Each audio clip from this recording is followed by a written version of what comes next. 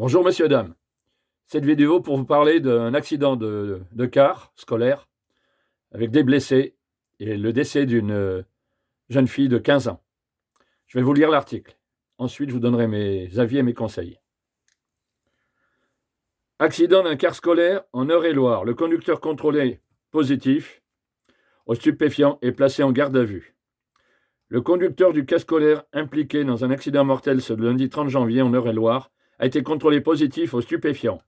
Le conducteur du car scolaire qui s'est renversé près de Châteaudun, en Eure-et-Loire, ce jeudi 30 janvier, faisant un mort et plusieurs blessés, a été testé positif aux stupéfiants. Donc de sources judiciaires et par rapport aux médias. À noter que ce test salivaire ne permet pas encore d'assurer que le conducteur, âgé de 26 ans et inconnu de la justice, était sous l'emprise de stupéfiants. Il faut que cela soit confirmé par un laboratoire spécialisé en toxicologie. Certains médicaments peuvent en effet fausser les résultats. Par exemple, des sprays anti-rhume composés d'éphédrine ou de pseudoéphédrine peuvent engendrer un dépistage positif aux amphétamines, ou des médicaments à base de codéine peuvent impliquer une positivité aux opiacés. Un prélèvement sanguin a été immédiatement réalisé afin de faire procéder en urgence à une analyse qui confirmera ou pas la présence d'un produit stupéfiant dans le sang du conducteur du bus, précise le parquet. Les résultats définitifs devraient survenir dans la journée. Le conducteur du car a été placé en garde à vue ce jeudi matin.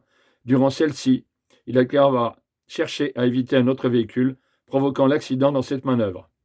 Sur la survenue de l'accident, ce dernier déclare pour l'instant avoir croisé un véhicule circulant trop proche de la ligne séparatrice, avoir voulu l'éviter et s'est retrouvé dans le fossé, a précisé le parquet de Chartres. La dangerosité de la route également pointée du doigt. Une adolescente de 15 ans, Johanna, a été tuée dans l'accident. Sur la région Centre-Val de Loire, à BFM TV, le car transportait 35 collégiens, lycéens et élèves de CFA. Parmi eux, 24 sont légèrement blessés et soignés sur place. 2 autres ont été transportés à l'hôpital. L'accident a eu lieu à 7h40 ce matin, expliquait le maire de Châteaudun, Fabien Verdier, dans notre antenne. Le car circulait sur une route départementale dont la dangerosité a été signalée en raison de son caractère sinueux et du fossé qui borde la voie. Malheureusement, les interventions n'ont pas eu lieu, a-t-il ajouté. 6 véhicules et une quarantaine de sapeurs-pompiers sont sur place, a ajouté la préfecture dans le communiqué. Un poste médical avancé a été déployé à proximité de l'accident, dans un centre de secours. Pour prendre en charge les victimes avec le SAMU, une cellule d'écoute a également été mise en place dans la cité scolaire Émile Zola de Châteaudun. Donc une élève tuée, bien sûr, suite à l'accident du car scolaire en Eure-et-Loire. Entre 25 et 35 adolescents ont été également blessés. Le ministre de l'Éducation, Isabelle Borne, a fait part de son immense tristesse et a annoncé se rendre sur place lundi. Le ministre des Transports, Philippe Tabarot, est lui attendu à Châteaudun dès aujourd'hui. Voilà, encore et encore. Les accidents de la route, liés aux stupéfiants ou à l'alcoolisme, voire à l'endormissement, voire aux manœuvres dangereuses, voire au manquement d'expérience de la conduite. Pour certains, par rapport à l'âge, au jeune âge, bien sûr. Là, rien n'est sûr. Pour le moment, il va y avoir bien sûr des études poussées et des examens poussés sur le conducteur. Mais ça ne m'empêche pas de vous dire aujourd'hui, dans cette vidéo, 26 ans, chauffeur de car, 26 ans. Imaginons 18 ans, 19 ans, voire 20 ans pour le passage de ses permis de conduire. Calculez. Mettons 20 ans. 6 ans. 6 ans d'expérience de conduite. Il se retrouve au volant d'un car scolaire avec des enfants à l'intérieur, des jeunes adolescents. En parlant aussi, bien sûr, de sa maturité. 26 ans. J'aurais préconisé que les conducteurs de car scolaire soient un peu plus âgés pour avoir justement acquérir une maturité. À partir de 30 ans, 35 ans, on commence à être un père, à être confronté aux demandes, aux besoins des adolescents et à leur comportement.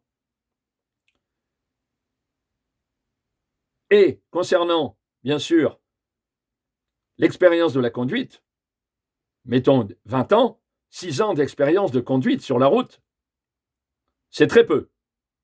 Très peu pour se retrouver chauffeur de car scolaire. Quant à la découverte, suite au prélèvement salivaire, concernant, donc bien sûr, les stupéfiants, si c'est le cas, c'est une honte. Comment se fait-il que cette personne, cet individu, se retrouve chauffeur de car, éventuellement, puisque pour le moment rien n'est établi, il n'y a eu que le prélèvement salivaire, se retrouve chauffeur de car sous l'emprise des stupéfiants. Admettons que ça soit le cas. C'est grave, inadmissible, si c'est le cas. Je ne l'accuse pas pour le moment, j'en ai pas la preuve, j'en ai pas non plus le statut. La justice va faire son devoir, l'enquête va établir justement ses responsabilités, les responsabilités également de ceux qui pouvaient être au courant ce jour-là, ou même dans la continuité, dans la pérennité de sa conduite, bien sûr, au volant, ou dans sa vie quotidienne. J'ai entendu beaucoup de choses sur les médias, sur des gens plus ou moins responsables de certaines associations, qui indiquaient effectivement, puisque je le savais, qu'on ne peut pas, au niveau de l'alcoolisme et au niveau des stupéfiants, faire, bien sûr, des examens. Et de plus, c'est sur l'autorisation du conducteur, tout ce qui concerne transport public, car scolaire. Mais, n'en restons pas là. J'ai été fonctionnaire de police. Un jour, j'ai été requis par un chef d'établissement, un chef d'entreprise, qui me demandait que sur son chemin pour se rendre donc dans l'entreprise, puisque c'était les cars scolaires, de faire un contrôle d'alcoolémie. À l'époque, il n'y avait pas encore les stupéfiants, les prélèvements salivaires. Mais imaginons que maintenant, il y a la même demande auprès des forces de l'ordre. C'est légal. Quand j'entends, il n'y a pas ci, il n'y a pas ça, on ne peut pas faire ci, on ne peut pas faire ça. Non! C'est sous la responsabilité de chacun, des chefs d'entreprise, qui peuvent opérer sur dénonciation, c'est légal, bien sûr en toute discrétion, pour ceux qui ont peur des représailles, mais j'en reviens aux représailles. Il vaut mieux, d'après vous, il vaut mieux avoir peur des représailles ou avoir sur la conscience des adolescents décédés, tués, dans un car scolaire suite à une non-maîtrise de véhicule, voire une prise de stupéfiants ou d'alcool. Consommation d'alcool. Non, je ne suis pas d'accord. Vous avez, messieurs les chefs d'entreprise, toutes sortes,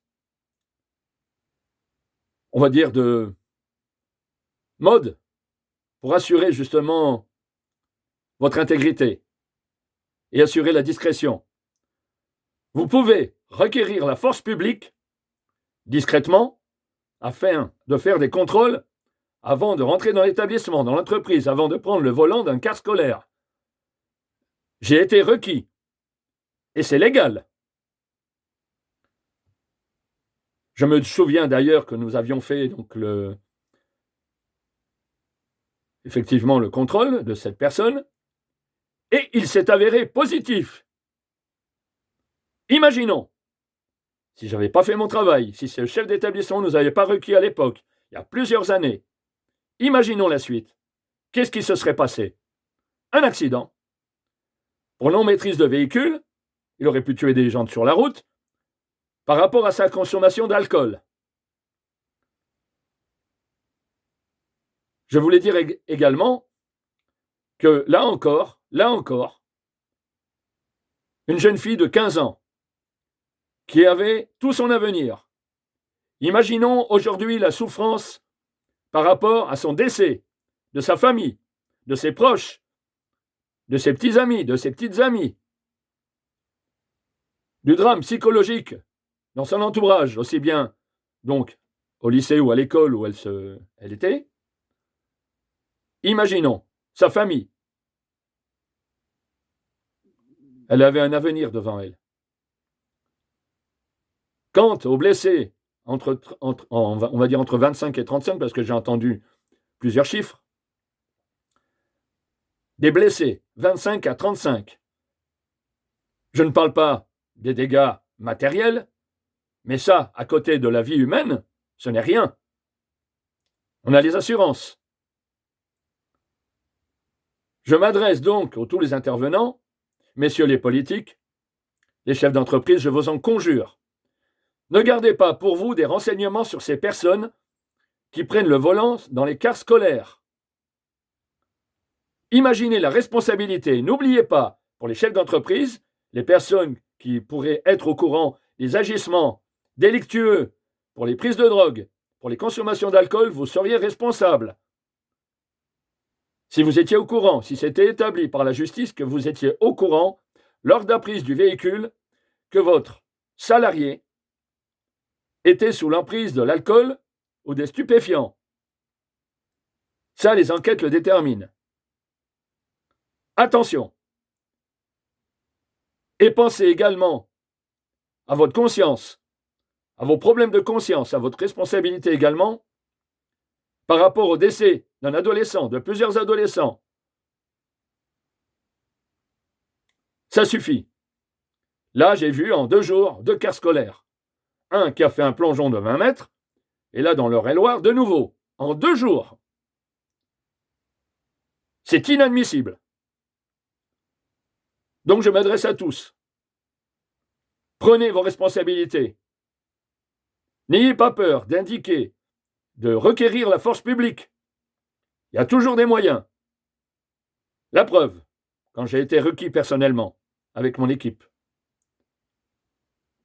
Je pleure pour cette jeune fille de 15 ans. Je ne la connaissais pas. Je ne la connais pas. Mais je pleure pour elle profondément.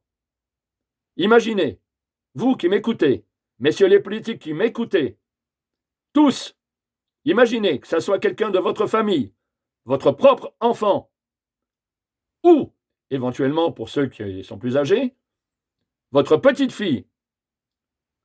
Imaginez ce que vous risquez de ressentir. On ne peut pas se mettre à la place, bien sûr, des victimes, des gens qui sont autour de cette petite jeune fille qui est décédée, malheureusement, de 15 ans, je le rappelle. Si ça se trouve, elle avait tout pour elle, elle avait la réussite dans ses études, pour aller toujours plus loin, pour avoir un avenir décent et merveilleux.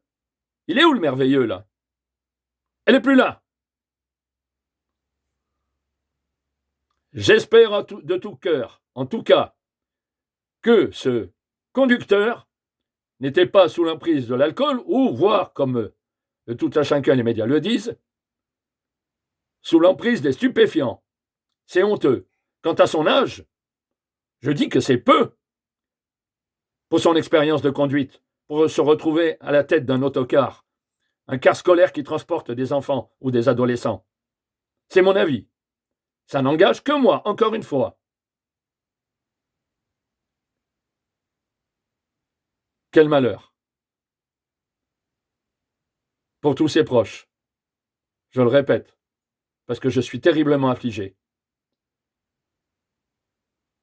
Je m'imagine que ça aurait pu m'arriver.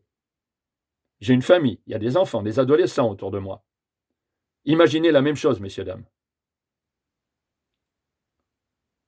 Sur ce, je vous remercie de m'avoir écouté. N'oubliez pas d'aller sur ma chaîne YouTube cqconseil.com pour des avis, des conseils. Je vous remercie de m'avoir écouté.